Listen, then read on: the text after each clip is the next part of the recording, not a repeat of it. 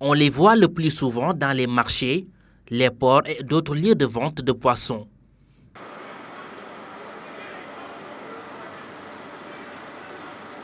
La rentabilité de ces usines de glace n'est plus à démontrer à Ziguinchor. La fabrication de glace, c'est un métier que je peux dire que c'est difficile, c'est facile. Déjà, pour en première position, on va en venir sur les matières premières. Déjà, la matière première, c'est la SDE et la Sénélec. Donc, toutes les matières premières, on les utilise, on les paye après avoir fait une première utilisation. Donc, je trouve que c'est un métier. Donc, si tu travailles, tu vas t'en sortir, quoi. La production de la glace, ça marche. Et je conseille tout le monde d'ici mettre, quoi. Ça marche, franchement. Autour de cette usine, l'on constate la forte présence des clients. Ils viennent pour s'en procurer. Bon, les principaux clients sont les marailleurs. Après les marailleurs, nous avons les pêcheurs. Après les pêcheurs, nous avons les boulangers. Après les boulangers, nous avons les mélanges. Actuellement, les marailleurs, c'est eux qui prennent les voitures frigorifiques.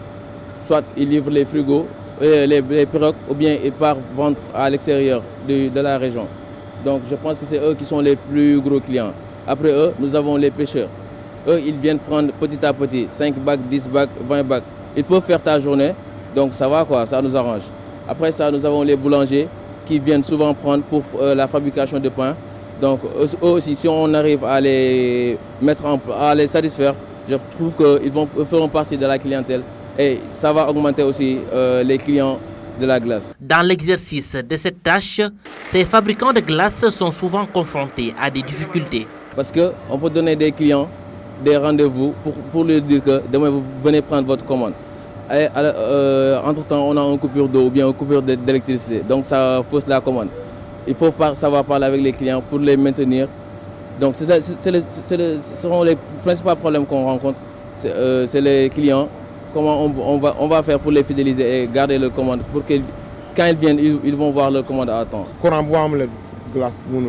S'il n'y a pas d'eau et d'électricité, on ne pourra pas avoir de glace. C'est la raison pour laquelle on utilise des réservoirs et continue le travail afin de satisfaire la clientèle.